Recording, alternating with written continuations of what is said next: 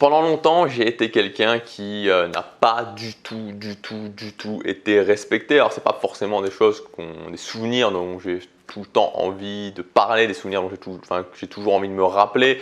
Par exemple, quand j'étais au collège, au lycée, il y avait toujours, pas tout le temps, mais il y avait régulièrement les mecs populaires de ma classe qui, quand j'étais en classe, par exemple, me balançaient des boulettes de papier dessus. Voilà, le genre de choses qui fait pas tellement plaisir. On se moquait de moi, j'avais aucun respect des autres. Et même après, quand j'ai commencé mon développement personnel, quand j'ai commencé à me dire ok, j'ai envie de trouver une copine, j'ai envie de sortir avec une fille, voilà, il y avait des filles que j'essayais d'aller voir et qui me respectaient pas du tout et je laissais faire ça. Alors attention, hein, je dis pas que les filles sont des gens sont des êtres qui respectent moins les autres que les garçons. Hein. Moi, c'est parce que je suis intéressé par les filles, mais je serais intéressé par les garçons, ce serait probablement la même chose. Donc j'étais dans cette phase où j'étais pas du tout respecté, vraiment pas. Croyez-moi, donc je sais pas où est-ce que vous en êtes actuellement, mais croyez-moi, je sais ce que ça fait de se trouver dans cette situation. Je sais ce que ça fait quand les autres se moquent de nous, quand les autres ne prêtent pas attention à nous, quand les autres nous rejettent.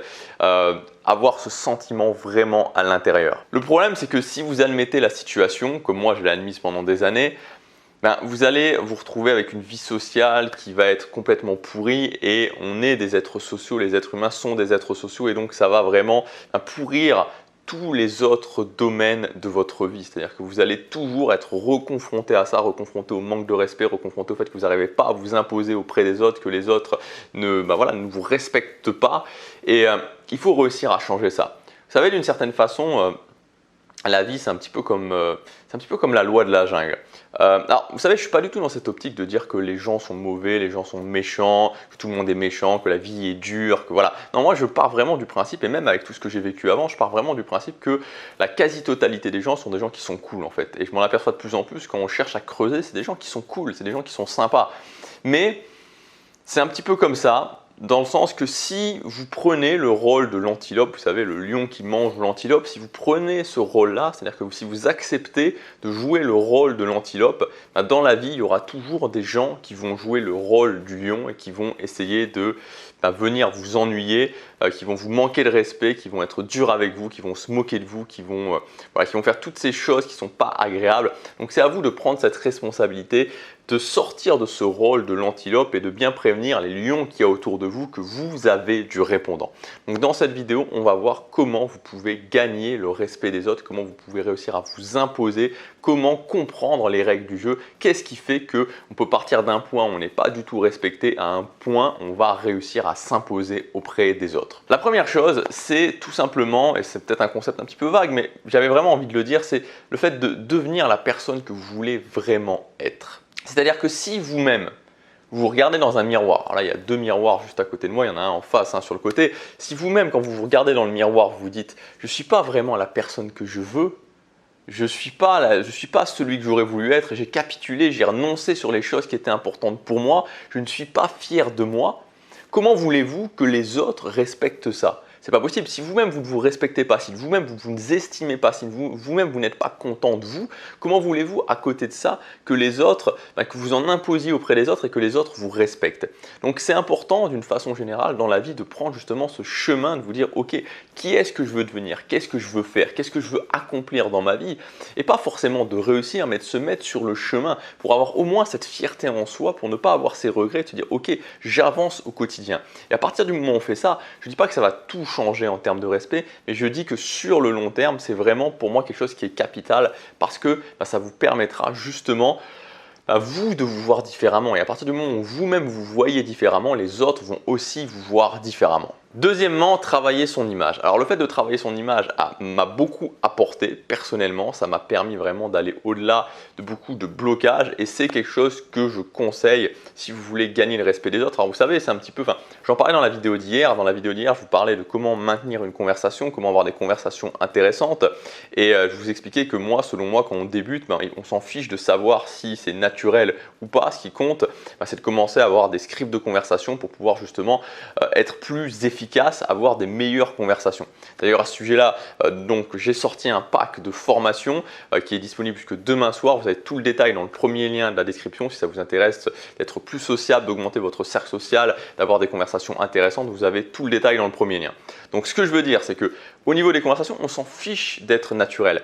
C'est la même chose, il y a des gens au niveau de l'image qui disent « Ah bah oui, mais si tu améliores ton image, ça va plus être vraiment toi, tu vas être superficiel, tout ce genre de choses. » Mais on s'en fiche, on s'en fiche. Qu'est-ce que ça peut faire si ça vous apporte le résultat d'être respecté par les autres? Il n'y a pas besoin, encore une fois, quel est votre objectif? Est-ce que votre objectif c'est d'être respecté sans améliorer votre image ou est-ce que votre objectif c'est d'être respecté tout court? Moi, améliorer mon image, ça fait une différence et pour n'importe qui, ça fera une différence parce que l'image, ok, ça fait pas tout, mais c'est la première chose qu'on va juger. On va vous juger directement sur votre image. Et en plus de ça, en plus du côté d'être respecté par les autres, améliorer son image, c'est faire du sport. Améliorer son image, c'est aussi prendre conscience de qui on est. C'est-à-dire aussi améliorer, enfin se dire, ok, qui est-ce que je suis réellement? Par exemple, en se filmant en vidéo, en se regardant parler en vidéo, comprendre qui on est, s'admettre, plus s'aimer, commencer à voir comment on peut changer les choses, comment on peut mieux parler, comment on peut avoir une meilleure gestuelle, comment on peut plus articuler, comment on peut changer son body language. Donc c'est très vaste et c'est un chemin qui vous fera progresser dans plein de niveaux de votre vie. Donc je vous conseille tout de suite maintenant de bosser votre image en commençant par vous mettre au sport, ça vous apportera de nombreux bénéfices. Troisième point, ne vous dévaluez jamais. Je vois plein de gens régulièrement, en tout cas j'entends plein de gens régulièrement qui sont en train de se dire, qui se regardent, je suis moche, j'aime pas ça chez moi, j'aime pas ma tête, j'aime pas mon nez, j'aime pas mon corps, j'aime pas ci, j'aime pas ça et qui sont constamment dans cette optique de dévaluation. Et vous savez, le problème en faisant ça, c'est que quand vous vous dévaluez, vous savez ces petites phrases qui ont l'air de rien, « Ah, j'aime pas ma tête, ah, qu'est-ce que je suis moche aujourd'hui, ah, mais je suis vraiment un imbécile. Hein. » Mais quand vous faites ça une fois, c'est déjà pas très bon. Mais quand vous le faites, multiplié par le nombre de jours qu'il y a sur une année, multiplié par le nombre d'années que vous avez vécu dans votre vie, est-ce que vous imaginez le nombre de fois où votre cerveau a enregistré « Ah, bien joué, hein, ah, t'es vraiment con, ah, je suis moche, hein, j'ai un gros nez, hein, j'ai des grosses fesses, etc. etc. » Est-ce que vous imaginez à quel point c'est ancré dans votre cerveau? Donc ça, c'est extrêmement simple à mettre en place. Il suffit juste de le comprendre. Tout de suite maintenant, quand vous faites ça, ne le faites plus tout simplement. Ne vous dévaluez jamais. Ne vous dévaluez jamais. Ne prononcez jamais, jamais, même si vous en avez envie, même si ça vous soulage, ces phrases, elles vont s'ancrer dans votre cerveau. N'oubliez pas qu'on est en constante évolution, on est en constante amélioration et quand il y a quelque chose qui ne vous convient pas, tout simplement changez-le, changez-le, mettez-vous sur le chemin de le changer. On peut tout changer aujourd'hui, même des défauts vraiment physiques, on peut les changer. Il n'y a pas de raison, si vous avez un nez qui ne vous convient pas, d'admettre que vous ayez un nez qui ne vous convient pas, vous pouvez le changer. Économisez de l'argent, faites-vous refaire le nez et vous verrez, ça ira beaucoup mieux. Donc, soyez cool, évoluez, on est en constant apprentissage, mais ne vous dévaluez jamais. Quatrième point, n'admettez pas l'irrespect. N'admettez aucune forme d'irrespect. Alors en fait, alors évidemment, plutôt je dirais que ça dépend de vos valeurs. C'est-à-dire que moi aujourd'hui, je sais que je suis quelqu'un qui n'admet pas du tout l'irrespect. Vous savez, il y a ces petites choses qu'on peut se dire du genre ah, imbécile ou ah, ferme un peu ta gueule ou ah, mais t'es vraiment con quoi, qui peuvent passer dans le langage courant, on va dire maintenant, on peut se dire ça. Moi, c'est quelque chose que j'admets pas. Quand quelqu'un me dit ça, je ne l'admets pas du tout. Ça m'hérisse le poil et je lui fais tout de suite comprendre. Donc, n'admettez jamais aucune forme d'irrespect parce qu'à partir du moment où vous admettez certaines formes d'irrespect, vous allez admettre l'irrespect en général.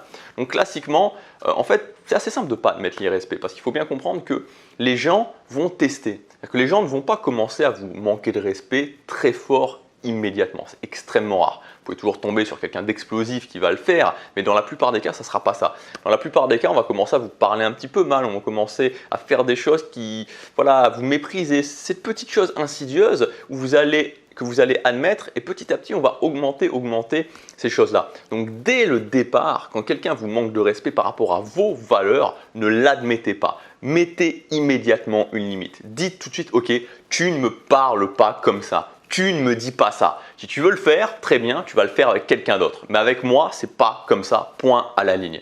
Et vous verrez que si vous le faites dès le départ, vous aurez beaucoup moins de problèmes. Bien sûr, il y a des gens qui vont partir. Il y a des gens qui vont dire, ah bah, je peux pas te dire ça, bah ok, je m'en vais. Bah très bien, pars. C'est pas grave, c'est pas des gens qui sont faits pour vous. Mais au moins, vous vous respecterez vous-même. Donc c'est très important, n'admettez aucune forme d'irrespect. Et pour les cas où vous l'avez déjà admis, et les gens vous manquent de respect, à ce moment-là, en général, il n'y a pas grand-chose à faire que de couper les ponts et de plus être avec cette personne-là parce que bah voilà, vous avez changé, vous évoluez, vous n'admettez plus ce que vous admettiez avant, la personne ne va pas forcément le comprendre et donc souvent c'est plus simple de se séparer, même si c'est pas facile, même si ça provoque des moments de crise. Et vous savez, il y a une semaine ou deux, j'ai lu un livre que j'ai vraiment aimé, c'était un petit peu sur la philosophie stoïcienne, c'était de Ryan Holiday, que je ne dise pas de bêtises, il me semble, l'obstacle et le chemin. Et dans ce livre, il explique que les moments de crise dans la vie, vous savez, ces moments qu'on n'aime pas tellement vivre, ces moments qui sont douloureux, c'est souvent l'occasion de repartir sur un nouveau chemin. Et même s'il y a un impact émotionnel très fort à un moment donné, ça permet ensuite de se remettre sur de bons rails. Cinquième point, si vous voulez être respecté par les autres, affrontez vos peurs. C'est peut-être le raccourci ultime pour être respecté au-delà de la sphère sociale, vraiment au-delà des règles sociales. Parce qu'il faut bien le dire, qui a envie d'affronter ses peurs ? Qui a envie d'affronter ses peurs? Qui a envie d'avoir ces sentiments qui vous prennent à la gorge comme ça, qui vous nouent la gorge, qui vous serrent le cœur, qui vous remuent le ventre et de quand même y aller? Qui a vraiment envie de faire ça? Pas grand monde. Quand vous êtes la personne qui va être capable de dire « Ok, il y a ça que je veux dans la vie. Je sais qu'il y a une peur qui s'y oppose. Je vais quand même y aller. Je vais vivre ces sentiments. Je vais admettre de vivre ces sentiments et je vais aller au-delà de cette peur et je vais réussir à faire ce que je ne pensais pas possible. Je vais réussir à m'étonner moi-même. » Croyez-moi que chaque jour où vous affrontez même une petite peur et que vous dépassez une petite peur, ça vous fait gagner quelque chose d'énorme en termes de respect. Et ça se ressent. C'est-à-dire que c'est une énergie qui va émaner de vous. Ce n'est pas explicable par la logique. C'est pas explicable par la logique, on ne peut pas dire pourquoi. Mais les gens qui affrontent leur peur, on le ressent à un niveau profond. En tant qu'être humain, on les voit, on les sent, on les reconnaît quand ils sont dans un groupe social et quand ils sont là. On sait que ces gens-là, c'est des gens de valeur et donc on va les respecter pour ça. Et enfin, le dernier point, et peut-être le point le plus important en termes de social, en termes de respect. Vous savez, il y a un concept qui s'appelle en anglais le fait d'être needy. Du verbe to need, avoir besoin de. Si vous êtes dans cet aspect où vous avez désespérément besoin des autres, à ce moment-là, on ne vous respectera pas socialement. Voilà. C'est une règle qui est peut-être douloureuse, c'est une règle qui sort un petit peu du côté hollywoodien, du côté fleur bleue des choses, mais c'est une règle qui s'applique. C'est une règle qui s'applique. C'est-à-dire que si, par exemple, vous êtes avec des amis, vous avez un ou deux ou trois amis, et que ces amis, vous avez désespérément besoin d'eux. Et quand je dis désespérément, c'est-à-dire que s'ils ne sont plus là, vous êtes tout seul. Et si vous êtes tout seul, vous êtes malheureux. Et si vous êtes tout seul, la vie est difficile. Vous voyez, ce genre de choses, ce genre de cercle, vous n'allez pas vous en sortir parce que les gens vont sentir que vous avez désespérément besoin d'eux et c'est quelque chose qui fait qu'on n'a pas envie d'être avec vous. Alors, comment faire? Est-ce que ça veut dire qu'on ne peut pas avoir d'amis? Est-ce que ça veut dire qu'on ne peut pas avoir vraiment envie, est-ce que ça veut dire qu'on ne peut pas vraiment avoir envie de ressentir quelque chose avec quelqu'un d'autre, d'être avec quelqu'un d'autre? Non, ça ne veut pas dire ça. Il faut toujours comprendre que les choses doivent s'équilibrer. C'est-à-dire que si vous avez vraiment envie d'être avec quelqu'un, mais que quelqu'un a aussi vraiment envie d'être avec vous, c'est OK.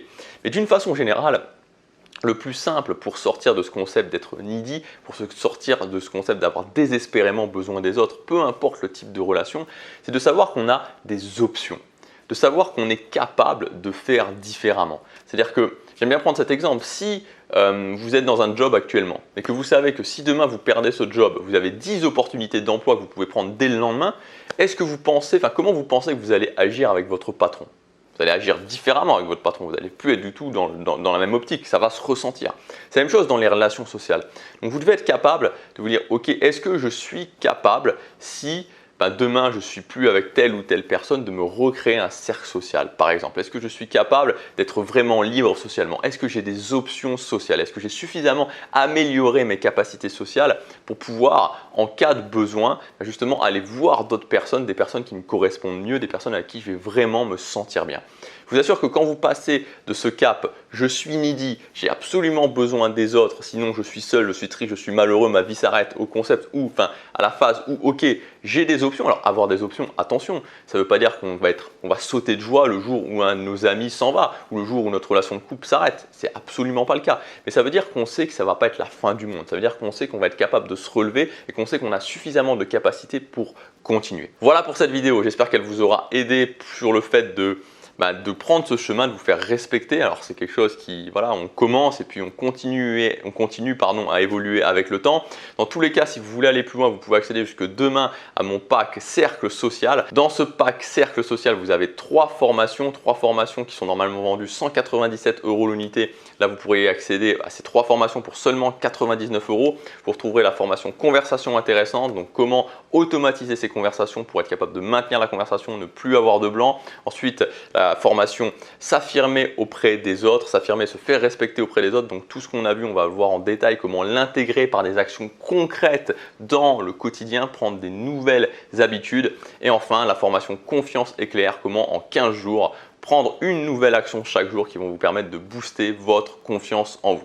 C'est disponible jusque demain. Toutes les informations dans le premier lien dans la description. Je vous dis justement à demain pour la prochaine vidéo. Passez à l'action, chaque jour compte.